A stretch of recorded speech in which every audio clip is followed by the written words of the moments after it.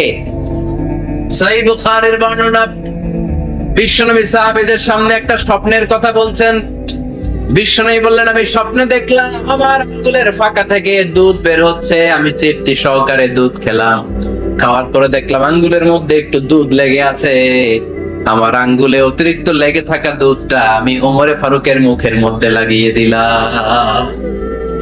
সাহাবারা বললেন, ইয়া রাসূলুল্লাহ, ইয়া হাবিবাল্লাহ, মাযা আওয়ালতা বিহি, এই স্বপ্নের আপনি কি ব্যাখ্যা করলেন, আমরা তো বুঝলাম না। বিশ্বনবী বললেন, আওয়ালতু বিহি আল ইলম, আমি এই দুধ দিয়ে জ্ঞানের ব্যাখ্যা করেছি, কারণ ওমরকে আল্লাহ যেই জ্ঞান দিয়েছে গোটা বিশ্বের কাউকে এত জ্ঞান দেয় না। এজন্য স্বপ্নে যদি কেউ দেখেন যে আপনি দুধ খাচ্ছেন, তার মানে আল্লাহ তাআলা আপনার জ্ঞান বাড়ায় দেন। ওমর ফারুককে দুধ খেয়ে অতিরিক্ত দুধের অংশটা বিশ্বনবী আবু বকর রাদিয়াল্লাহু তাআলা আনহুর মুখে দেন নাই, সাইয়েদনা উসমানের মুখে দেন নাই, আলী রাদিয়াল্লাহু তাআলা আনহুর মুখে দেন নাই। স্বপ্নে ওই অতিরিক্ত লেগে থাকা দুধটা বিশ্বনবী ওমর ফারুকের ঠোঁটের মধ্যে লাগিয়ে দিয়েছেন। এই হাদিস থেকে প্রমাণ হয় আল্লাহ তাআলা জ্ঞানের নেয়ামতে সাইয়েদনা ওমর ফারুককে ধন্য করেছেন। আবার বুখারীর বর্ণনা, বিশ্বনবী সাল্লাল্লাহু আলাইহি ওয়াসাল্লাম আরেকটা স্বপ্নের বর্ণনা দিচ্ছেন। তিনি বললেন, তোমাদের সবাইকে স্বপ্নে আমার সামনে দাঁড় করানো হলো। আমি দেখলাম তোমাদের কারো জুব্বা নাভি পর্যন্ত, কারো জুব্বা হাঁটু পর্যন্ত, কারো জুব্বা টাকনু পর্যন্ত। ওমরে ফারুককে যখন স্বপ্নে আমার সামনে দাঁড় করিয়ে দেয়া হলো, আমি দেখলাম ওমরের জুব্বা এত লম্বা, ওমর টেনে হিচড়ে তার জুব্বা নিয়ে সামনে হেঁটে যাচ্ছে। সাহাবারা বললেন, ফামাদা আওয়ালতা বিহি ইয়া রাসূলুল্লাহ, ও আল্লাহর রাসূল, এই স্বপ্ন দিয়ে আপনি কি বোঝাতে চাইলেন, আমরা কিছু বুঝলাম না। বিশ্বনবী বললেন, আওয়ালতু বিহি আদ-দ্বীন, আমি এই হাদিসের দ্বারা দ্বীনের ব্যাখ্যা করলাম, যার জামা যত লম্বা তার দ্বীনদারি তত বেশি। সুবহানাল্লাহ, আস্তে পড়েন। স্বপ্ন দেখলেন কোন সাহাবীর জুব্বা নাভি, কোন সাহাবীরটা হাঁটু, কারোটা টাকনু, কিন্তু ওমরে ফারুকের জুব্বা এত লম্বা, ইয়াজুরু সাওবাহু, তিনি তার জুব্বা টেনে হিচড়ে যাচ্ছেন। বিশ্বনবী বললেন, এটা দ্বারা আমি দ্বীন, আমি তাকওয়া, দ্বীনদারি, তাকওয়া, এটার ব্যাখ্যা করেছি। তার মানে ওমরে ফারুকের তাকওয়ার সামনে সব তাকওয়া পানি হয়ে যাবে। কোন সুবহানাল্লাহ। আল্লাহ তাআলা সাইয়েদনা ওমরে ফারুককে দ্বীনের জ্ঞান দিয়েছেন, তাকওয়া দিয়েছেন। যুবক ভাইরা, যাকে আল্লাহ তাআলা দ্বীনের জ্ঞান দেয়, যাকে আল্লাহ তাআলা তাকওয়ার এই গুণ দিয়ে সমৃদ্ধ করে, তার জন্য গোটা বিশ্বের সব দরজাগুলোকে ওপেন করে দেয় কে? কত বড় মুত্তাকি ছিলেন সাইয়েদনা ওমর ফারুক। মদিনার সমাজে কয়জন মুনাফিক ছিল বিশ্বনবী ছাড়া কেউ বলতে পারতেন না। বিশ্বনবী কোন সাহাবীকে মুনাফিকদের লিস্ট দিয়ে যান নাই, একজন সাহাবী ছাড়া। দেখি কেউ বলতে পারেন কিনা ওই সাহাবীর নাম? কি নাম? হুযায়ফা ইবনুল ইয়ামান রাদিয়াল্লাহু তাআলা আনহু। উনাকে বলা হতো সাহিবু সিররি রাসূলিল্লাহ, আল্লাহ রাসূল সাল্লাল্লাহু আলাইহি ওয়াসাল্লামের গোপন তথ্যের ধারক বাহক। সুবহানাল্লাহ পড়বেন না? বিশ্বনবী ইন্তেকালের আগে মদিনার সমাজে মোট কয়জন মুনাফিক আছে, এই তথ্য আবু বকরকে বলেন নাই, ওমর রাদিয়াল্লাহু তাআলা আনহুকে বলেন নাই, উসমান রাদিয়াল্লাহু তাআলা আনহু, আলী রাদিয়াল্লাহু তাআলা আনহু, আশারাতুল মুবাশশিরিনা বিল জান্নাহ কোন সাহাবীকে বলেন নাই। শুধুমাত্র কেবলমাত্র একমাত্র হুযায়ফা ইবনুল ইয়ামান রাদিয়াল্লাহু তাআলা আনহুর কাছে মুনাফিকদের লিস্টে বিশ্বনবী দিয়ে গিয়েছে। সুবহানাল্লাহ পড়েন। মদিনায় কারা কারা মুনাফিক কেউ জানতো না হুযায়ফা ছাড়া। কে ছাড়া? নামটা আজকে মুখস্থ করেন, যাতে অন্য কোনো ওয়াজে কেউ জিজ্ঞেস করলে বলতে পারেন। মুনাফিকদের লিস্ট যে সাহাবীর কাছে বিশ্বনবী দিয়ে গিয়েছিলেন, সাহাবীর নাম কি? না, নামটা কেমন লাগে? ভাল লাগে? অনেকে আমারে জিজ্ঞেস করে, হুজুর আমার ছেলে হবে আগামী মাসে, একটা নাম দেন। নাম দিয়ে দিলাম হুযায়ফা। যাদের হবে ছেলে, এলাকা যাদের নেক্সট কয়েক মাসে ছেলে হবে, খালি হুযায়ফা চলবে। কি চলবে? ভাল লাগে? নামটা ভাল লাগে? রাইখেন, অনেক সুন্দর নাম। উনি জানতেন মুনাফিক কারা। দেখেন ওমরে ফারুকের তাকওয়ার লেভেলটা কত হাই। ওমর ফারুক একদিন হুযায়ফা রাদিয়াল্লাহু তাআলা আনহুর কাছে গেলেন, যে বললেন, হুযায়ফা, বিশ্বনবী ইন্তেকালের আগে মুনাফিকদের নামের লিস্টটা কারো কাছে দেয় নাই, আমার জানা নাই, সাইয়েদনা আবু বকরের জানা নাই, কোন সাহাবীর জানা নাই, তুমি ছাড়া। আমি তোমার কাছে জানতে চাই, আমি ওমরের নামটা ওই মুনাফিকদের খাতায় আছে কিনা আমার একটু বলো। আমার ওমরের নামটা ওই মুনাফিকদের লিস্টিতে একটু আছে কিনা, নামটা একটু বলো। যদি থাকে আমি ভালো হয়ে যাব, আমি নেফাকি দূর করে পাক্কা মুমিন হতে চাই। আমার নাম যদি মুনাফিকের লিস্টে থাকে আমি তো শেষ। হুযায়ফা চোখের পানি ছেড়ে দিয়ে বলে, আমি মুমিনের কেমন প্রশ্ন করলেন আপনি? আপনি বিশ্বনবীর শ্বশুর, এই উম্মতে আপনার পজিশন 3 নাম্বার। আপনারে মুনাফিকরা ভয় পায়, শয়তান আপনারে ভয় পায়। আপনি জান্নাতে সব বয়স্ক লোকদেরকে নিয়ে জান্নাতের মধ্যে আগে আগে ঢুকবেন, কেমন করে মুনাফিকদের কাতারে আপনার নাম থাকে? হুযায়ফাকে যে ধরতেন, হুযায়ফা কি বলো না আমার নামটা মুনাফিকদের লিস্টে আছে কি? ওমর ফারুকের যদি এই টেনশন থাকে যে আমি মুনাফিক হয়ে গেলাম কিনা, আমাদের এই টেনশন থাকার দরকার আছে না নাই?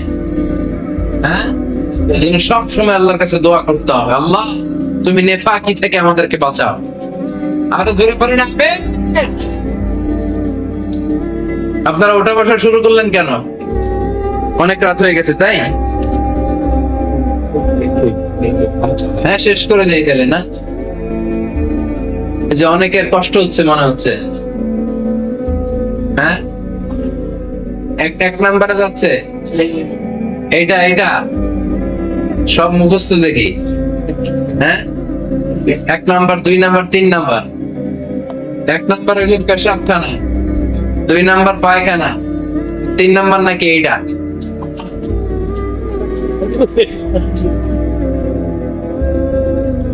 আচ্ছা, না নাই না, সিগারেট কোন মুসলমান খেতে পারে? সিগারেট হয় টোবাকো প্ল্যান্টস থেকে, তামাক পাতা।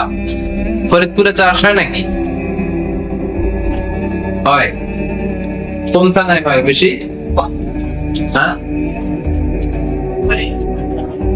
তামাক ক্ষেত যারা দেখছেন, কোন বেড়া লাগানো লাগে? কারণ ছাগলও মুখ দেয় না। যেটা ছাগলে খায় না, এটা কোন মুমিন বান্দা খাইতে পারে? খান কেন এগুলো পচা জিনিস? হ্যাঁ, এই পৃথিবীতে বিড়ি আর সিগারেটই একমাত্র খানা যেটা টয়লেটে ঢুকে খাওয়া যায়, তাই না? পৃথিবীতে সিগারেট আর বিড়ি একমাত্র খাবার। রাগ করবেন না, যারা খান রাগ করেন না, আবার একটু কমন সেন্সটা কাজে লাগানোর জন্য, চিন্তার জন্য বলতেছি। এটাই পৃথিবীর একমাত্র খাবার যেই খাবারের গায়ে এই খাবারের বদনাম লেখা থাকে, স্মোকিং কজেস ক্যান্সার। ধূমপান কর্কট রোগের কারণ, ধূমপান স্বাস্থ্যের পক্ষে ক্ষতিকারক লেখা থাকে না? আচ্ছা, ধরেন ফরিদপুরে একটা কোম্পানি নতুন চানাচুর বের করছে, ওই চানাচুরের গায়ে লেখা, এই চানাচুর খাওয়ার 1 ঘন্টার মধ্যে বমি শুরু হবে আর ডায়রিয়া। খাবেন? কি কইবেন? তুই খা। দোকানদারে কি কইবেন? তুই খা, তোর বমি হোক, তোর 14 গোষ্ঠীর ডায়রিয়া হোক, আমি টাকা দিয়ে এগুলো কিনবো না, ঠিক কিনা? কারণ এই প্রোডাক্টের গায়ে এই প্রোডাক্টের বদনাম লেখা, আমরা কিনবো কেন? কিন্তু সিগারেটের উপরে সিগারেটের বদনাম লেখা থাকার পরেও আমরা খাই, টয়লেটে বসে খাই। এটার মধ্যে একটা পয়জন আছে, এটাকে বলে স্লো পয়জন, নিকোটিন। এটা আপনার লাং, ফুসফুসকে শেষ করে দিবে, স্লো পয়জন। সিগারেট খাওয়া অনেকটা আত্মহত্যার শামিল। বিষ খেলে সাথে সাথে মরে, সিগারেট খেলে ধুকে ধুকে মরে। আর সিগারেট থেকে হিরোইন, গাঁজা, ফেন্সিডিল, ইয়াবা, ম্যারিজুয়ানার পথে মানুষ পথ বাড়ায়, পা বাড়ায়, তাই না? একটু খাবেন না। ওয়ালা তুলকু আইদিকুম ইলা তাহলুকা, নিজেকে স্বেচ্ছায় ধ্বংসের দিকে ঠেলে দিও না। জীবনটা অনেক সুন্দর, জীবনটা অনেক রঙিন, আল্লাহর দেয় জীবনটাকে উপভোগ করার দরকার আছে না নাই? এই জন্য সিগারেটকে এই ফরিদপুরের প্রোগ্রাম থেকে আমরা আজকে নো বলে দিলাম। কি বলে দিব? আওয়াজ করে সবাইকে আমরা সবাই একসাথে বলবো, সিগারেটকে কি বললাম? মনে থাকবে? মাহফিলের প্যান্ডেল থেকে বাইরে হয়ে আবার ইয়েস, হ্যাঁ না ইয়েস করা যাবে না। সিগারেটকে কি বললাম? নো। ওমর ফারুক রাদিয়াল্লাহু তাআলা আমাদের সুপার হিরো, আমাদের সবাই বলেন আমাদের, উনি কত বড় সুপার হিরো শুনেন। উনি জুমার খুতবা দিচ্ছেন, কি দিচ্ছেন? মসজিদে নববীতে। খুতবার মাঝখানে হঠাৎ বললেন, ইয়া সারিয়াতাল জাবাল, ইয়া সারিয়াত ইবনে জানিমিল জাবাল। এই কথা বলেই আবার খুতবা দিতে শুরু করলেন। ওনার এই ইয়া সারিয়াত ইবনে জানিমিল জাবালের সাথে আগের কথার কোনো মিল নাই, পরের কথার কোনো মিল নাই। জুমার নামাজের পর মুসল্লি সাহাবারা ধরলেন, বললেন, ইয়া আমিরাল মুমিনিন। খুতবার মাঝখানে হঠাৎ করে ইয়া সারিয়াত ইবনে জানিমিল জাবাল বলে আপনি চিৎকার করলেন কেন?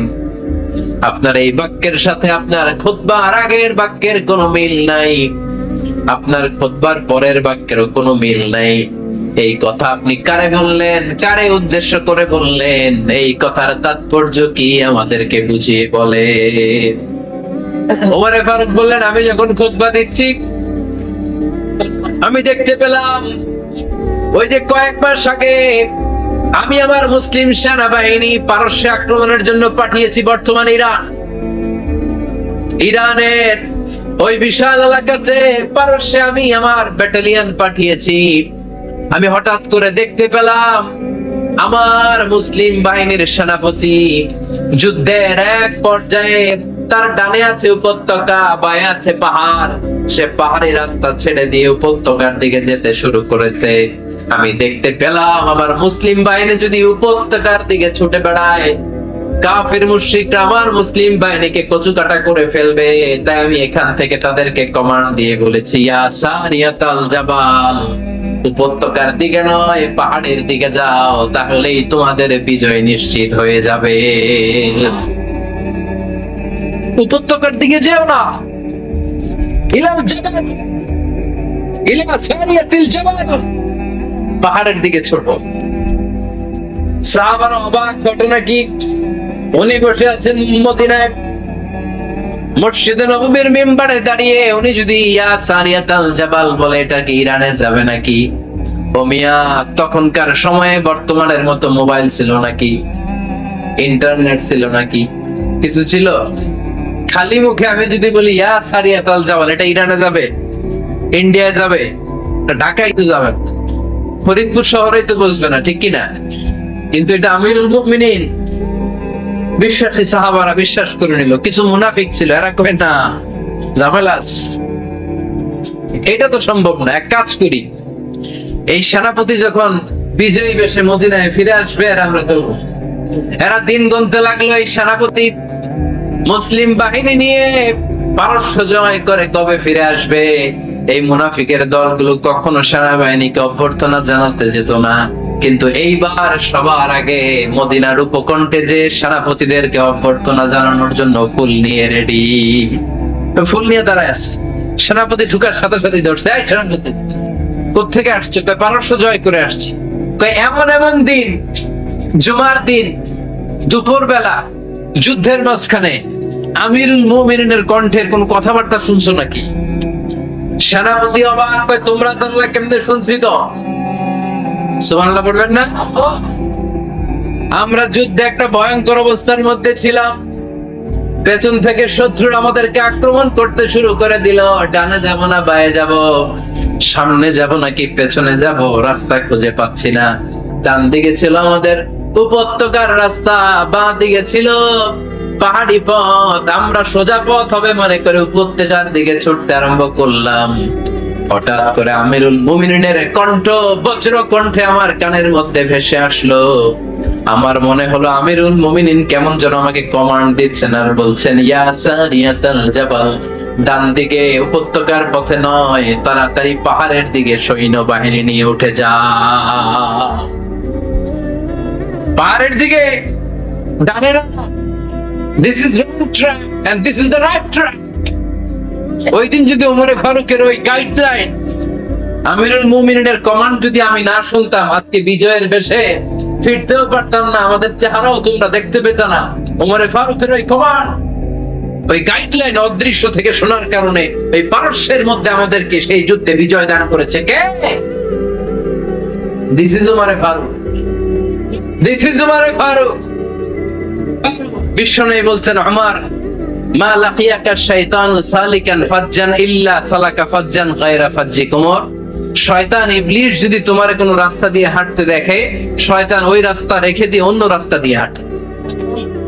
সুবহানাল্লাহ বাড়িতে দেখবেন কে বলতেছে? বিশ্বনবী। কার ব্যাপারে? ওমরে ফারুকের ব্যাপারে। শয়তান যদি দেখে যে ওমরে ফারুক এই রাস্তা দিয়ে হাঁটতেছে,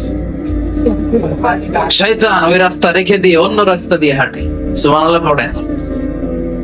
রাত্রিবেলা আমরা আমাদের বাচ্চা ছেলে মেয়েদেরকে যখন খাওয়াই, বাচ্চারা খেতে চায় না, এরকম হয় আপনাদের ফরিদপুর এলাকায়? হ্যাঁ, এই এলাকায় হয় নাকি? খেতে চায় না বাচ্চারা, এই চকলেট দেখায়া, এই মিনা কার্টুন দেখায়া, এইটা সেইটা, এগুলো সেগুলো বলে, গল্প টল্প বলে ভুলায় খাওয়ানো লাগে, তাই না? তারপরও খায় না। আমারও ছোট মেয়ে আছে, খেতে চায় না, এইটা সেইটা এমনি সেমনে খাওয়ানো লাগে। তো শেষে না মেরে মা বাবা বলতে বাধ্য হয়, ওই যে ভূত আসতেছে, ভূত, তাড়াতাড়ি তাড়াতাড়ি খাও, তাহলে যে ভূত ধরবে তোমার। ওই যে বাঘ আসতেছে, বাঘ, তাড়াতাড়ি খাইলে নাহলে বাঘে কামড়াবে। বলি না আমরা? আপনারা কি বলেন? ভূত। আর কি বলেন? হ্যাঁ? হ্যাঁ? আচ্ছা, এক এক জায়গায় এক একটা আমরা বলি, ভূত আসবে, বাঘ খাবে, ভাল্লুক খাবে, তাড়াতাড়ি খাও। মদিনাতে যখন ওমরে ফারুক আমিরুল মুমিনিন, মদিনার মায়েরাও বাচ্চাদেরকে খাওয়াতে পারতো না, ছোট্ট মেয়েদেরকে খাওয়াতে পারতো না, খাওয়া নিয়ে যন্ত্রণা করতো। বাচ্চারা যখন মদিনায় খেতে চাইতো না রাত্রি বেলায়, মদিনার মায়েরা বলতো, তাড়াতাড়ি খাও, হা হুয়া ইয়াতি উমর, হা হুয়া ইয়াতি উমর, তাড়াতাড়ি খা, নাইলে ওই যে ওমর আসতেছে, Omar. This is our superhero, সাইয়েদনা Omar Faruk রাদিয়াল্লাহু তাআলা। শুধু শয়তানই ভয় পেত না, মুনাফিকরাও ভয় পেত, জমের মতো ভয়। শুধু তাই না, আমাদের আম্মা জান বিষ্ণু ইসলামের স্ত্রীরা ওমর ফারুককে ভয় পেতেন। সুবহানাল্লাহ কইবেন না? মাঝে মাঝে বিষ্ণু ইসলামের সাথে আম্মা জান আয়েশার ঝগড়া হতো, হতো না? আপনাদের ফ্যামিলিতে ঝগড়া হয়? হয় না? হয় না? কার কার দেখি? ওরে আল্লাহ, অনেক আল্লাহর ওলি আছে তো জায়গায়। ঝগড়া হয় না? কি কথা কয়, ঝগড়া হয় না? বিশ্বনবীর ফ্যামিলিতে ঝগড়া হয়, আপনার ফ্যামিলিতে হয় না? মিষ্টি ঝগড়া। আর ও বিয়াই কর নাই?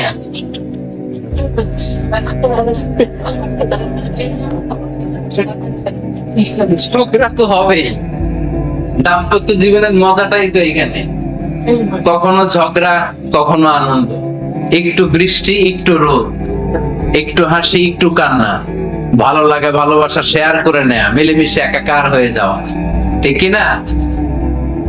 তো আল্লাহর হাবিব সাল্লাল্লাহু আলাইহি ওয়াসাল্লামের সাথে আম্মা জান আয়েশার ঝগড়া হতো।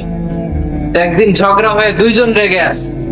খবরদার দুইজন রেগে থাকবেন না, আবার একজন রাগলে আরেকজন থেমে যাবেন, কারণ এই ছোট্ট ঝগড়া থেকে এটা অনেক সময় বিচ্ছেদের দিকে গড়ায়। আমার প্রিয় ফরিদপুরবাসী, ভাবি রেগে গেলে আপনি রাগেন না, ওই দিন আপনি একটু ঠান্ডা থাকেন। আবার আপনি রেগে গেলে, আমার মাইকের আওয়াজ যদি ভাবিরা শুনেন, আপনারা রেগে যায় না, একটু ঠান্ডা থাকবেন। দুইজনে রেগে গেলে তো তৃতীয় বিশ্বযুদ্ধ শুরু হবে, তাই না? একজন রেগে গেলে আরেকজন ঠান্ডা, কারণ এই সামান্য ঝগড়া থেকে ইগোর কারণে এটা বিচ্ছেদ আর ডিভোর্স পর্যন্ত গড়ায়। আর শয়তান এখানে উস্কানি দেয়, কারণ ইমানদারদের ফ্যামিলি ভাঙতে পারলে শয়তান সবচেয়ে বড় খুশি হয়, আর ইমানদারদের ফ্যামিলি টিকে থাকলে খুশি হয়ে যায় কে? আম্মা জান আয়েশা রাদিয়াল্লাহু তাআলা আনহার সাথে বিষ্ণু ইসলামের ঝগড়া হতো মাঝে মাঝে। একবার ঝগড়া হলো, বিষ্ণু ইসলাম রাগ, আম্মা জান আয়েশাও রাগ। তো বিষ্ণু বললেন, আয়েশা ঝগড়া করে আর কতক্ষণ থাকবো, আসো মিটমাট করি। আয়েশা রাদিয়াল্লাহু বললেন, ঠিক আছে মিটমাট করবো। তো বিষ্ণু ইসলাম বললেন, মিটমাটের জন্য কারে ডাকবো? ওমর রে ডাকি। কয় না, ওমর রে না, ওমর গালিজ, ওমর অনেক রাগে, আমার ডর লাগে। তাহলে তোমার আব্বারে ডাকি। কটা কি খুশি, মেয়েদের মধ্যে অভ্যাসটা আছে না নাই? তাহলে তোমার আব্বারে ডাকি। ডাকেন, ডেকে নিয়ে আসা হলো। আবু বকর রাদিয়াল্লাহু তাআলা আনহু দাঁড়ালেন, আম্মা জান আয়েশা দাঁড়ালেন, বিশ্বনবীও দাঁড়ালেন। বিশ্বনবী বললেন, আয়েশা তোমার আব্বা আসছে, এবার ঘটনা খুলে বলার পালা। তুমি বলবা নাকি আমি বলবো? আম্মা জান আয়েশা বললেন, আপনি বলেন, তবে ওয়ালা তাকুল ইল্লা হাক্কান, যেটা ঘটছে ওইটাই বললেন, মিথ্যা কথা কইেন না। আবু বকর রাদিয়াল্লাহু তাআলা রেগে মেগে আগুন। কি এই কথা তুমি কেমন করে বলো? বিশ্বনবীকে মিথ্যা কথা কখনো বলবে? রেগে মেগে দিলেন মেয়ের গালে এক চড়। পানি বলতেছি না, মুসনাদ আহমদ ইবনে হাম্বলের হাদিস। বাবার হাতের থাপ্পড়কে আম্মা জান আয়েশা উল্টে বললেন। সাইয়েদনা আবু বকর রাগে গড়গড় করছেন, আবার মারার জন্য তেড়ে গেলেন। এবার বাঁচার জন্য আম্মা জান আয়েশা বিশ্বনবীর পিছনে যে আশ্রয় নিলেন, বিশ্বনবী বাঁচানোর জন্য দুই হাত মেলে দাঁড়িয়ে গেলেন। পড়েন সুবহানাল্লাহ। বিশ্বনবী যখন দুই হাত মেলে দাঁড়িয়ে গেলেন, সাইয়েদনা আবু বকর রাদিয়াল্লাহু আনহু থেমে গেলেন। সাইয়েদনা আবু বকর রাদিয়াল্লাহু তাআলা আনহু ঘর থেকে বের হয়ে বারান্দায় দাঁড়ালেন। পড়েন সুবহানাল্লাহ। এবার বিশ্বনবী আম্মা জান আয়েশার কাছে যেয়ে বলেন, ইয়া আয়েশা কাইফা রাআইতিনি আনখাসতুকি মিনার রাজুল, দেখছো কেমনে বাঁচাইলাম? আমি না থাকলে বর্তমানে ফেলতো আজকে। আমি বাঁচাইছি তোমারে, আমি আমার লগে ঝগড়া করি তুমি? লজ্জায় পড়ে আম্মা জান আয়েশা খিলখিল করে হেসে দিলেন, বিশ্বনবীও হেসে দিলেন। দুইজনের হাসির মধুর আওয়াজ শুনে সাইয়েদনা আবু বকর বাইরে থেকে অবাক, কিরে এতক্ষণ না ঝড় তুফান, এখন দেখি হাসি। সালাম দিয়ে অনুমতি নিয়ে ভিতরে ঢুকলেন। ঢুকে দেখেন আম্মা জান আয়েশাও হাসে, বিশ্বনবীও হাসে। এই হাসি দেখে আবু বকর রাদিয়াল্লাহু আনহু হেসে দিলেন। আরশের উপর থেকে খুশি হয়ে গেলেন কে? এবার সাইয়েদনা আবু বকর রাদিয়াল্লাহু তাআলা আনহু বললেন, ইয়া রাসূলুল্লাহ আশিকানি ফি সিলমিকুমা কামা আশরাকতুমানি ফি হারবিকুমা।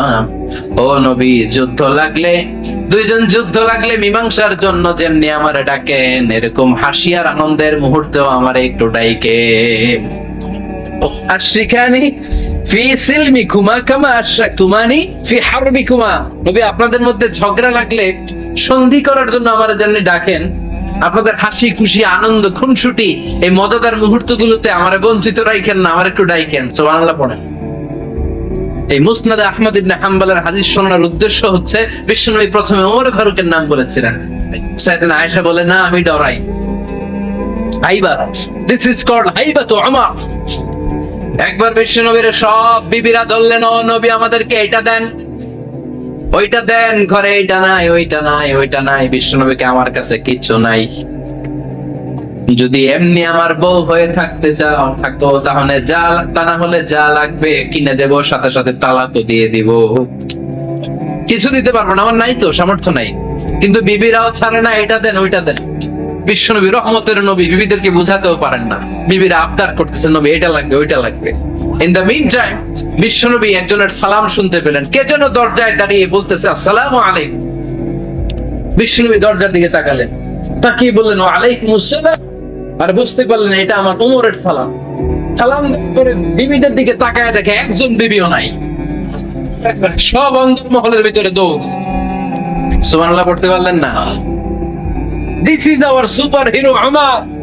এরকম ওমর একটা লাগবে। চিল্লায় বলেন, কয়টা? একটা ওমর গোটা বিশ্বকে সোজা করে দিবে। সবল আর দুর্বলের সব পার্থক্য দূর করে দিবে। মাজলুমের উপর জালিমের অত্যাচারের অবসান ঘটায় দিবে। গোটা বিশ্বটাকে সাম্য, মৈত্রী, ভালোবাসার ইনসাফ দিয়ে পরিপূর্ণ করে দিবে। সেই ওমরের অপেক্ষায় আমরা। নিজের ছেলেকে 80টা বেত মেরেছেন। কয়টা? 80টা বেত মেরেছে। এই ব্যাপারে অনেকগুলো বর্ণনা পাওয়া যায়। সবচেয়ে সহিহ বর্ণনা হচ্ছে মুয়াত্তা ইমাম মালিকের বর্ণনা। ওমর ফারুক রাদিয়াল্লাহু তাআলা আনহুর ছেলে আব্দুর রহমান মারুফুন বিআবি শাহমা ছিলেন মিশরে। ওখানে নাবিজ খেয়েছিলেন। নাবিজ হচ্ছে আরব দেশের লোকেরা দুধের মধ্যে শক্ত খুরমা রাত্রেবেলা ঢেলে দিত। ঢেলে দিলে সারা রাত ওই খুরমার রসটা দুধের সাথে মিশে দুধটা লাল হয়ে যেত। এটারে সকালবেলা খেত, খুব সুস্বাদু। এটাকে বলে নাবিজ। কিন্তু এটা রাতে ভিজাইলে সকালেই খাইতে হয়, রেখে দিলে আবার একটু সমস্যা হয়। এটা অনেকটা তারির মতো হয়ে যায়, মাতলামি চলে আসে। তো ওমর ফারুকের ছেলে নাবিজ খেয়েছেন, মদ খাননি, নাবিজ। কিন্তু নাবিজ খাওয়াতে সাকরান চলে এসেছে। সাকরান চলে আসাতে এটা যখন প্রমাণিত হয়েছে, আমর ইবনে আস রাদিয়াল্লাহু তাআলা আনহু নাকে 80 বেত মেরেছেন মিশরে। কয় বেত? নিয়ম হচ্ছে সবার সামনে, কিন্তু সবার সামনে না মেরে একটু গোপনে মেরেছে। এই তথ্য যখন ওমরে ফারুকের কাছে এসেছে, উনি বললেন না, মারতে হবে সবার সামনে, আলাদা মারলা কেন? ও মদিনায় ফিরে আসলে আমি আবার 80টা মারব। মদিনায় ফিরে আসার পরে সাইয়েদনা ওমরে ফারুক ওই আগের 80টারে আর ধরেন নাই, নিজ হাতে আবার 80টা বেত মেরেছেন। এই বেত মারার 1 মাস পরে এই আবু শামা ইন্তেকাল করেছে। অনেক ঐতিহাসিক বলে এই বেতের আঘাতে মরেছে, কেউ কেউ বলেছে নিজের রোগের কারণে মরেছে। কিন্তু দিস ইজ দ্য ইনসাফ সিস্টেম অফ উমর। নিজের ছেলে বলে ছেড়ে দেয় নাই। এখন নিজের ছেলে হইলে 7 খুন মাফ, নেতার ছেলে হইলে 10 খুন মাফ, এলাকার মোড়লের ছেলে হইলে 10 খুন মাফ। ও পার্সিয়ালিটি ইন ইসলাম। ইসলামে পার্সিয়ালিটি নাই। আপনি নেতার ছেলে হন, আপনি বিজনেস ম্যাগনেটের ছেলে হন, আপনি যেই হন না কেন, ইসলামের দৃষ্টিতে সবাই সমান। চিল্লায় বলেন ঠিক কি? বানু মখজুমিয়া গোত্রের এক নারী চুরিতে ধরা পড়ল। সাহাবারা বললেন, নবী, মদিনার সবচেয়ে ভেরি প্রেস্টিজিয়াস এন্ড ডিগনিফাইড ফ্যামিলির মেয়ে, আপনি হাত কাটেন না, কারণ ইসলামের নিয়ম চুরি করলে কি কেটে দাও। বিষ্ণু বললেন, বলো, হাত না কাটার জন্য তোমরা আমাকে রেকমেন্ড করছো? এটা আল্লাহর আইন। পৃথিবীর কেউ রেকমেন্ড করলো শোনার ক্ষমতা আমার নাই, কারণ আইনটা দিয়েছে কে? লাউ কানাত ফাতিমা বিনতি মুহাম্মাদিন সারাকাত লাকাতা মুহাম্মাদুন ইয়াদাহা। আরে বনু মাকসুমিয়া মেয়ে তো দূরের কথা, আমার কলিজার টুকরা ফাতেমাও যদি আজ চুরিতে ধরা পড়তো, তার হাত কেটে দিতে আমি 1 মিনিটও দেরি করতাম না। দিস ইজ ইসলাম। এই হচ্ছে ওমর ফারুকের মানাকিব। এরকম ওমর ফারুক কয়টা লাগবে? আওয়াজ করে বলতে হবে, কয়টা লাগবে? 1টা লাগবে। এই সাইয়েদনা ওমর ফারুক মদিনার প্রথম চিফ জাস্টিস ছিলেন। সর্বপ্রথম ওনার পরামর্শে সাইয়েদনা আবু বকর রাদিয়াল্লাহু তাআলা আনহু কোরআনকে সংকলন করেছেন। আমরা এই যে কোরআন পড়ি 30 পারা, এমদাদিয়া লাইব্রেরির 114টা সূরা, কত সুন্দর সন্নিবেশ করা হয়েছে, এখানে সাজানো হয়েছে। আল্লাহর হাবিব সাল্লাল্লাহু আলাইহি ওয়াসাল্লামের সময় কি এরকম কোরআন ছিল নাকি? ছিল না। খেজুর পাতার মধ্যে, গাছের বাকলের মধ্যে, ওটের বড় হাড্ডির মধ্যে আর পাথরের মধ্যে খোদাই করা কোরআন ছিল। সাইয়েদনা আবু বকরের সময় রাদিয়াল্লাহু তাআলা আনহুর সময় যুদ্ধ হলো। 70 জন হাফেজ সাহাবী ইন্তেকাল করলেন। সাইয়েদনা আবু বকর রাদিয়াল্লাহু তাআলা আনহুকে ডেকে ওমর ফারুক বললেন, ও আবু বকর, এইভাবে হাফেজে কোরআন সাহাবীরা যদি দুনিয়া থেকে বিদায় হয়ে যায়, আল্লাহর কোরআনও তো বিদায় হয়ে যাবে। আমার পরামর্শ হলো আপনি সব বয়োজ্যেষ্ঠ সাহাবীদেরকে একসাথে করে কোরআনের সব কাগজগুলোকে একসাথে করে একটা নির্ধারিত কপির মধ্যে কোরআনকে সংকলন করে ফেলেন। সাইয়েদনা আবু বকর বললেন, যেটা আমার নবী করেন এটা আমি কেমনে করি? কিন্তু ওমর ফারুক নাচরবান্দা বলে না, এটা করলে কোনো খারাপ হবে না, ভালোই হবে। মুসলিম উম্মার জন্য এক জায়গায় কোরআন সন্নিবেশিত থাকবে, আপনি করেন। সাইয়েদনা আবু বকর রাজি হয় না, ওমর ফারুকও ছাড়ে না। ওমর ফারুক বলতে বলতে বলতে বলতে এমন ভাবে সাইয়েদনা আবু বকর রাদিয়াল্লাহু তাআলা আনহুকে ধরলেন, সব শেষে সাইয়েদনা আবু বকর ওমর ফারুকের কথায় কোরআন সংকলনে রাজি হয়ে গেলেন। পড়েন সুবহানাল্লাহ। উনি বললেন, ওমর যখন আমাকে বারবার বুঝাতে লাগলো, আল্লাহ তাআলা আমার হৃদয়টা ওমরের কথা শোনার জন্য খুলে দিলেন।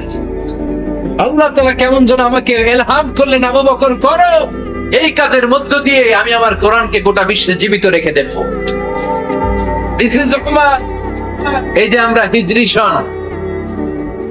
সনের যে আমরা গণনা করি, এই হিজরি সনের প্রবর্তক হচ্ছে সাইয়েদনা ওমর ফারুক। সুবহানাল্লাহ নাই?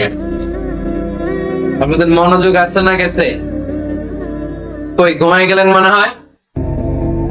তাকবীর দেন তো একজন আওয়াজ করে।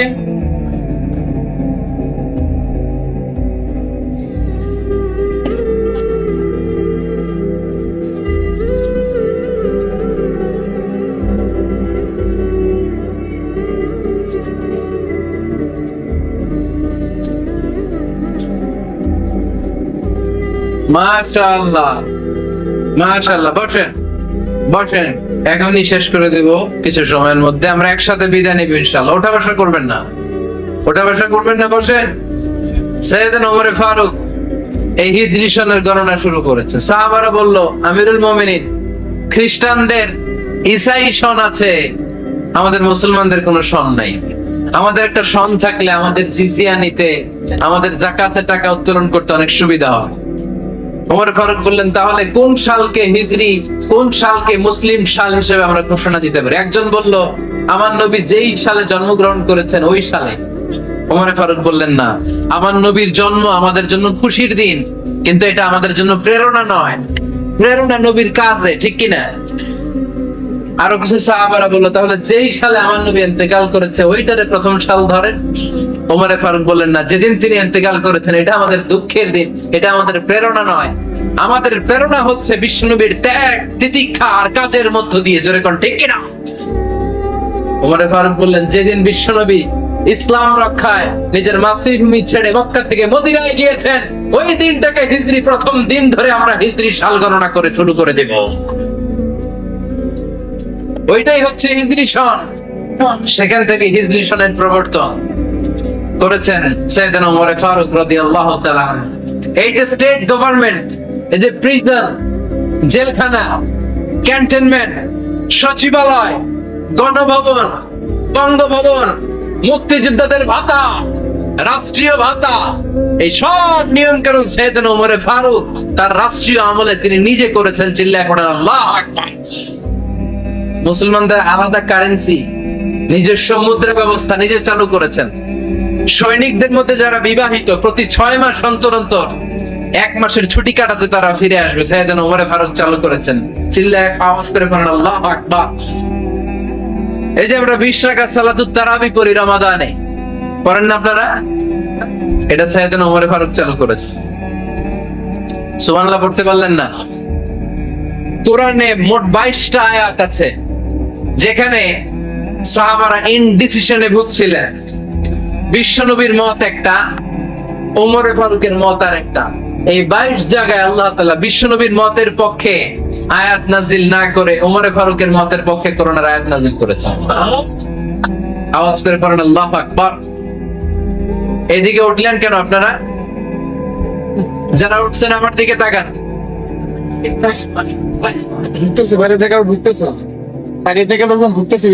কিছু ভিতরে ঢুকতেছে, কিছু বাইরেতেছে না। সকাল থেকে ওয়েট করতেছি তো, অনেকে অসুস্থ হয়ে যাবে।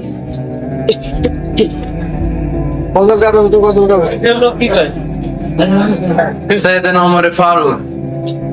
আমরা সাহাবীদের জীবন চরিত পড়তে চাই না, কত যে অনুপ্রেরণামূলক দৃষ্টান্ত সাইয়েদনা ওমর ফারুক আমাদের জন্য রেখে গিয়েছে। ওমর ফারুক যখন খলিফা, দিনের বেলায় যদি রাষ্ট্রে কোনো নিয়ম জারি করতেন, দিনের বেলায় জনগণকে কোনো বিষয়ে যদি নিষেধ করতেন, রাত্রে বেলায় খাওয়ার সময় ফ্যামিলি মেম্বারদের সবাইকে বলতেন, দিনের বেলা আমি জনগণকে এই কাজ করতে নিষেধ করেছি, তোমরা আমার ফ্যামিলি মেম্বার, খবরদার তোমরা এই কাজ করো না। জনগণ করলে যতটুকু শাস্তি, তোরা করলে পাবি ডবল শাস্তি। সুবহানাল্লাহ কইবেন না? আমাদের নেতারা ওই বাড়ির বিচার করে, ওই বাড়ির মাইয়ার বিচার, ওই বাড়ির পোলার বিচার, নিজের পোলা গাঞ্জা টানে আছে না নাই? নিজের মেয়ে অপরাধ করে আছে না নাই? কি নেতা ছিলেন ওমর ফারুক! আগে নিজের ঘর সামলিয়েছেন, আগে নিজেকে সামলিয়েছেন, নিজের ঘর ঠিক করেছেন। বলেছেন জনগণ করলে যত বেদ, তোরা করলে ডবল বেদ। দিস ইজ কল্ড লিডার, ঠিক কি না? এক বাবা এসে বললেন, ওমর ফারুক আমার ছেলে কথা শোনেন। বেয়াদব। ওমর ফারুক ছেলেরে ডাকলেন, বাবা তুমি তোমার আব্বা জানের কথা শোনো না, এটা তো কবিরা গুনাহ। ছেলে বলে, ওমরে ফারুক সব দায়িত্ব আমার বাবার দায়িত্ব কি? উনি বললেন, প্রাইমারিলি প্রথমত 3 দায়িত্ব। আইয়ান চাকিয়া উম্মা, পৃথিবীর প্রতিটি বাবার উচিত ছেলেদের মেয়েদের জন্য ভালো মায়ের ব্যবস্থা করা। 2 নম্বরে আইয়াকসিনা ইসমা, সুন্দর তার একটা নাম রেখে দেয়া। 3 নাম্বার ইউআল্লিমাহুল কিতাব, তার আল্লাহর কিতাব শিক্ষা দেওয়া। এবার ছেলেকে আমার আব্বা 3টার একটাও করে নাই। এবার ওমরে ফারুক রেগে গেলেন, বাবার কানে ধরলেন, বললেন তুই ছেলের জন্য বিচার নিয়ে আসলি, তোর 3টা দায়িত্বের একটাও তুই পালন করিস নাই। ছেলে বলে, আমিরুল মুমিনিন, আমার মা নর্তকী, আমার মা মাজুসি, আমার মায়ের মধ্যে কোনো আদব কাদব নাই। সুন্দরী দেখে আমার মারে বাবা বিয়ে করছে, আমার মায়ের কাছ থেকে জীবনে কিছু শিখি নাই। 2 নাম্বার সাম্মানি খানফাসা, আমার বাবা আমার নাম রেখেছে চামচিকা। কি নাম রাখছে? এটার নাম হইলো একটা, এরকম উল্টা পাল্টা নাম আছে না? নাই না, এগুলো রাখবেন না। আব্দুল্লাহ রাখবেন, আব্দুর রহমান রাখবেন। আর একটা কি বলছি আজকে? হুযাইফা রেখে দিন, পারবেন? ওয়ালাম ইউআল্লিমনি হারফাম মিন কিতাবিল্লাহ, আমিরুল মুমিনিন। শুধু তাই না, আল্লাহর কোরআনের একটা অক্ষর আমার বাবা কোনোদিন আমারে শিক্ষা দেয় না। ওমর ফারুক রেগে গেলেন, এবার বাপের কান্দে ধইরা মারতে শুরু করলেন। তুই পোলার নামে বিচার নিয়ে আইছিস, তোরে মার দিমু আগে। এরকম নেতার দরকার আছে না নাই? মদিনায় এক লোক তার বউরে রাগের চোটে 100 তালাক দিয়ে ফেলছে। কয় তালাক দেয়ার নিয়ম? কয়টা দিছে? কয়টা? এবার স্ত্রী কাঁদতে কাঁদতে এসে বলে, আমিরুল মুমিনিন দেখেন, আমার স্বামী আমারে দেখে মেঘে 100 তালাক দিছে। ওমর ফারুক বললেন, দইরা নিয়ে আয়, এটাকে নিয়ে আসা হলো। ওমর ফারুক বললেন, কয়টা তালাক দিয়েছো? কয় 100টা। কেন দিছো? কয় মাথা গরম আছিল। এরকম আছে না? তালাক দেওয়ার সময় সব তালাক, তুই তালাক, তোর মা তালাক, তোর বোন তালাক, সব তালাক। তালাক দিবে ওয়াইফ রে, দিতেছে সবাই রে। তোমার ফারুক বললেন, দিবে 3টা, 100টা দিলা কেন? কয় মেজাজ গরম ছিল। কয় দাঁড়া, আত-তালাকু মিন শাআইরিল্লাহ, তালাক হচ্ছে আল্লাহর দেয়া বিধানের একটা নিদর্শন। এটা নিয়ে তুই খামখেয়ালি করলি? আমার রায় শোন, আমার রায় হচ্ছে 3 তালাকে তোর বউ তালাক, বাকি 97 তালাক তোর পিঠের উপরে পড়বে। এরকম বিচারের দরকার আছে না নাই? এরকম দৃষ্টান্তমূলক বিচার যদি বাংলার জমিনে দেয়া হতো, আর কোন নারী ধর্ষিতা হতো, আর কোন নারীকে অ্যাসিড মারা হতো, আর কোন নারী যৌতুকের জন্য কান্না করত, একটা অমর লাগবে, বেশি না। কয়টা লাগবে? তিনি গভর্নর সিস্টেম চালু করেছিলেন, governor system, Islamic state. Bahrain, Yemen, মিসর, কুফা, বসরা, মক্কা, মদিনা, এই 7 জায়গায় 7 জন গভর্নর পাঠিয়েছেন। তাদের থেকে তথ্য নিতেন। এই গভর্নর সিস্টেম উনি বানিয়েছেন। সাইয়েদনা আমর ইবনে আল-আস রাদিয়াল্লাহু তাআলা আনহুকে পাঠিয়েছেন মিশরে। মিশরে একটা দৌড় প্রতিযোগিতা হতো। ওই দৌড় প্রতিযোগিতায় আমর ইবনে আল-আস রাদিয়াল্লাহু তাআলা আনহুর ছেলে অংশগ্রহণ করেছে, কিন্তু এক মিশরি ওই দৌড় প্রতিযোগিতায় চ্যাম্পিয়ন হয়ে গেছে। রানার্স আপ হয়েছে আমর ইবনে আল-আসের ছেলে। এবার মিশরি ফার্স্ট আর গভর্নরের ছেলে সেকেন্ড। রাগের চোটে আমর ইবনে আল-আসের ছেলে ওই মিশরির মাথার মধ্যে কয়েকটা বাড়ি মেরেছে। মিশরি বলে, আমার মাল্লা কেন? তুমি খেলায় পারো না, আমার মাল্লা কেন? কয়, আনা ইবনুল আকরামিন, আমি গভর্নরের পোলা, আমি যা বলবো এটাই হবে, আমার উপরে কথা নাই।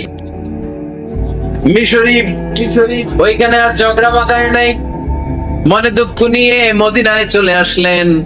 এসে বললেন, আমিরুল মুমিনিন, আপনি আমর ইবনুল আস রাদিয়াল্লাহু তাআলা আনহুকে মিশরের গভর্নর বানিয়ে পাঠিয়েছেন। একটা প্রতিযোগিতায় আমি চ্যাম্পিয়ন হয়েছি, ওনার ছেলে হয়েছে রানার আপ। কেন সে চ্যাম্পিয়ন হতে পারে নাই? এই কারণে আমার মাথায় লাঠি দিয়ে 3টা বাড়ি মেরেছে। বিচারটা দিছে কার দরবারে? কথা বুঝেন নাই মতো ওমর ফারুকের দরবার। ওমর ফারুক বললেন, তাই আগামী বছরের অমুক তারিখ আমি সব গভর্নরদেরকে ডেকে হিসাব নেই, তো ওই দিন তুই থাকবি, পারবি না? মিশনে বলে পারবো, মানে অবশ্যই পার।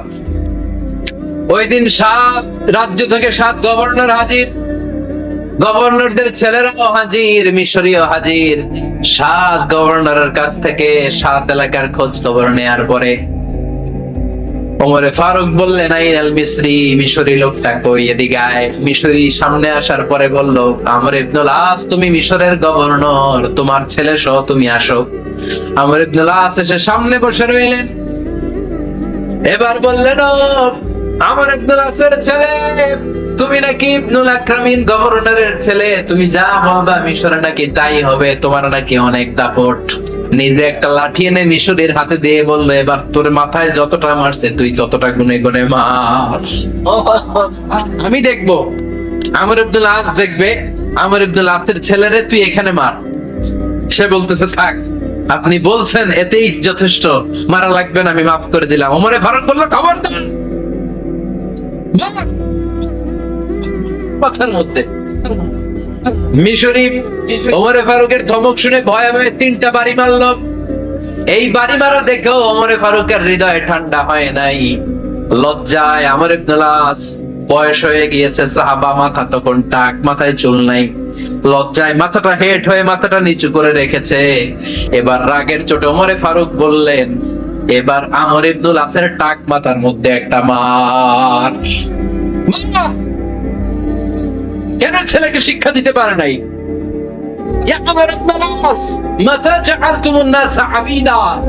তোমরা কখন মিশরীদেরকে নিজেদের দাস বানায় নিলা?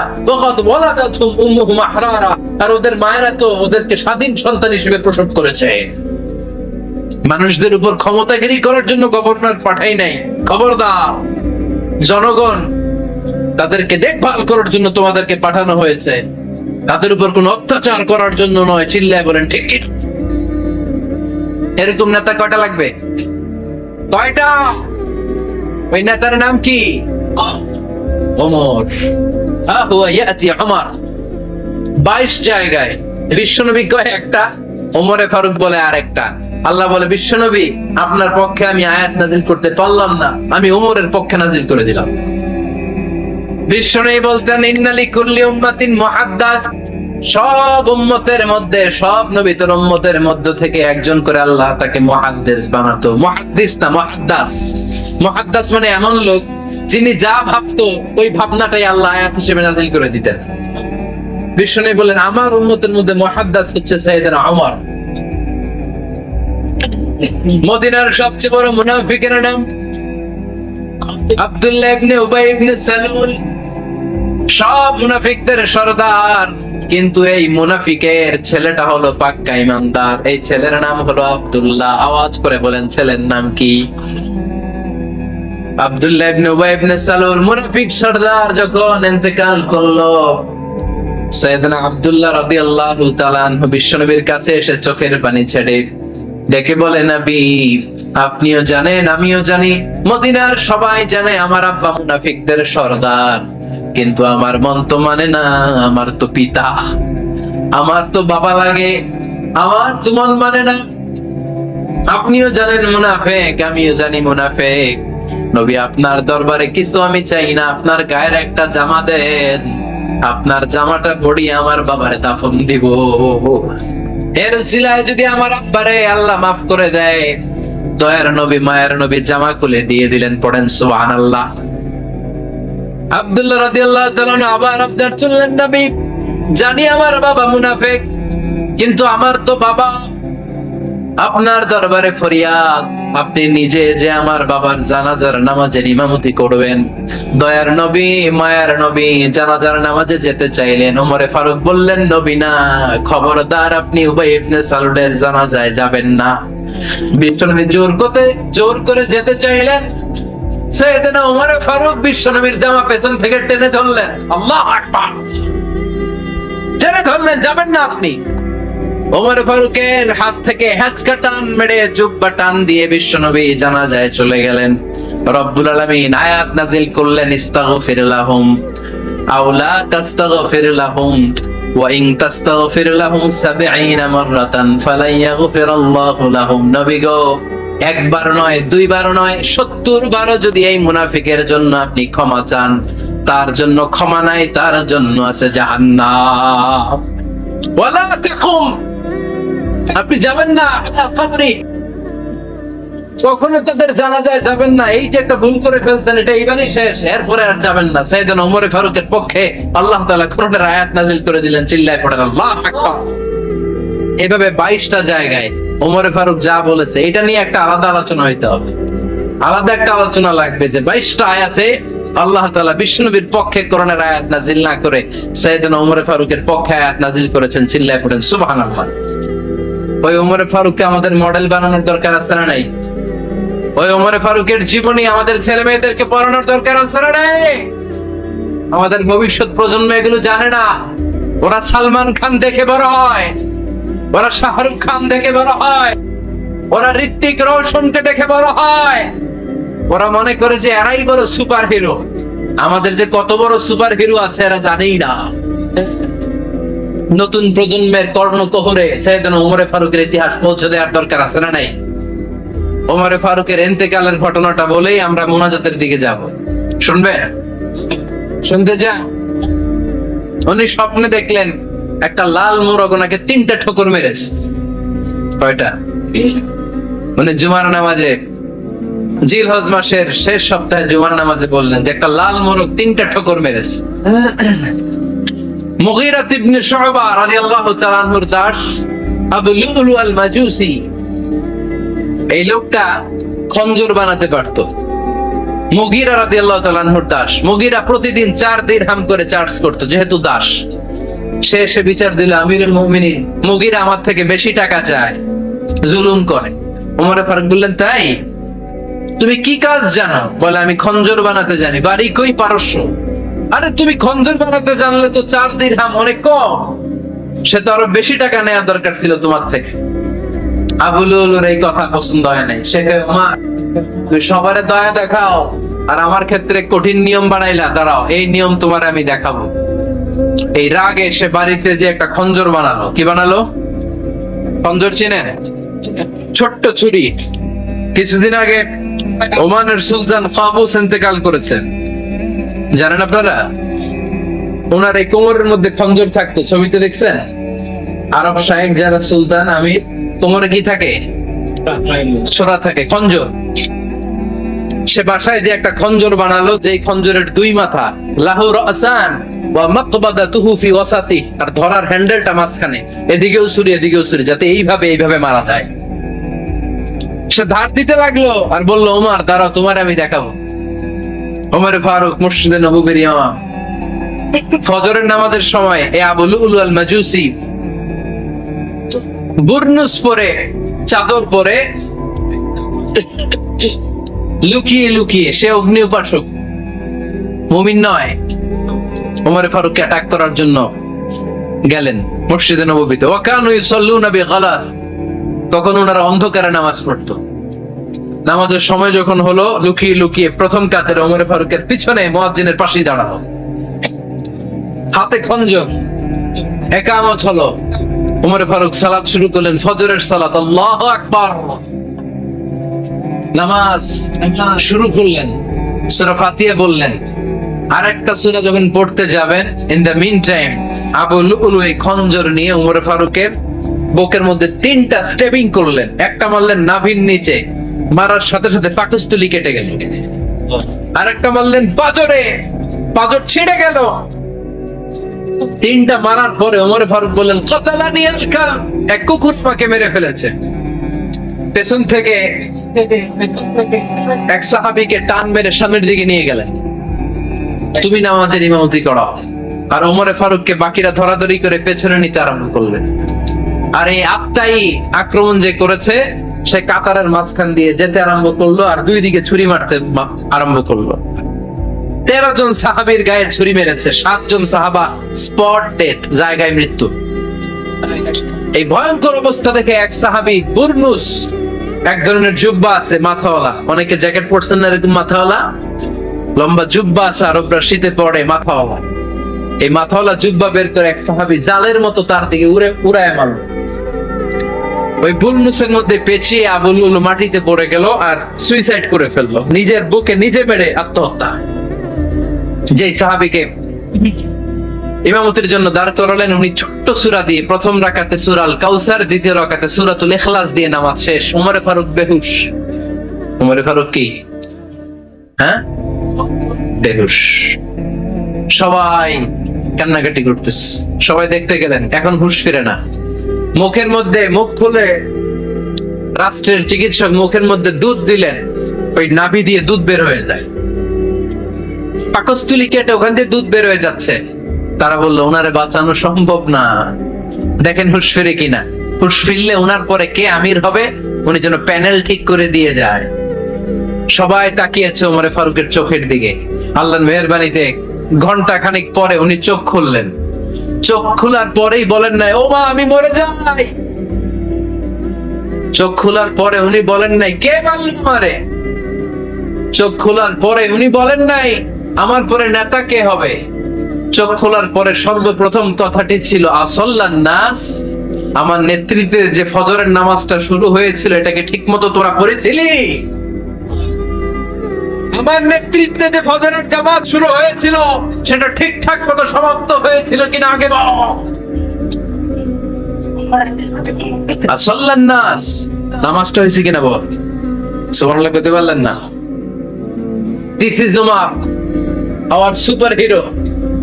নেতা অনেকগুলো লাগে না, এরকম নেতা একটাই যথেষ্ট যে গোটা বিশ্বকে কাঁপায় দিতে পারে। চিল্লায় বলো ঠিক কি। সাহাবারা প্রশ্ন করলেন এ রাসূলুল্লাহ কাকে লাভ করেন বেশি। আল্লাহর হাবিব সাল্লাল্লাহু আলাইহি ওয়াসাল্লাম বললেন আয়েশা। আয়েশা সুবহানাল্লাহ বলবেন না।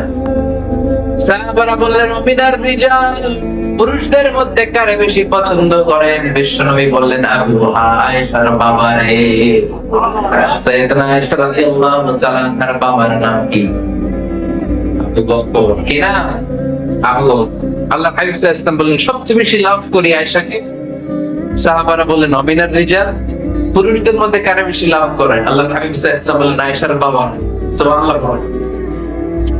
আম্মা জান আয়েশাকে বিশ্বনবী এত ভালোবাসতেন।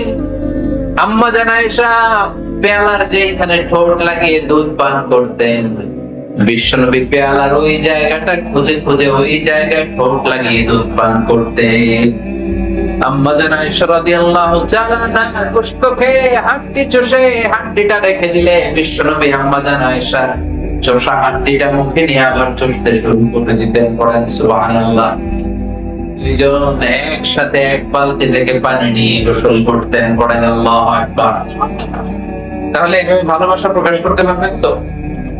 6 নাম্বার স্বামীর দায়িত্ব হচ্ছে গৃহস্থালী ছোটখাটো যে কাজ আছে এই কাজগুলোতে হেল্প করা। আমরা অনেক সময় এগুলো লজ্জা মনে করি। আল্লাহ হাবিব সাল্লাল্লাহু আলাইহি ওয়াসাল্লাম আমাদের মডেল। আল্লাহ হাবিব সাল্লাল্লাহু আলাইহি ওয়াসাল্লাম ঘরের কাজে সাহায্য করতেন। আপনারা এভাবে ওটা শুরু করলেন, হ্যাঁ বউকা বসেন বসেন বসেন, শেষ করে দিচ্ছি আর 10 মিনিট বসেন। আল্লাহর হাবিব সাল্লাল্লাহু আলাইহি ওয়াসাল্লাম ঘরের কাজে সাহায্য করতেন। আপনারা ঘরের কাজে সাহায্য করেন তো। আম্মা জান আয়েশা বলেন বিশ্বনবী নিজ হাতে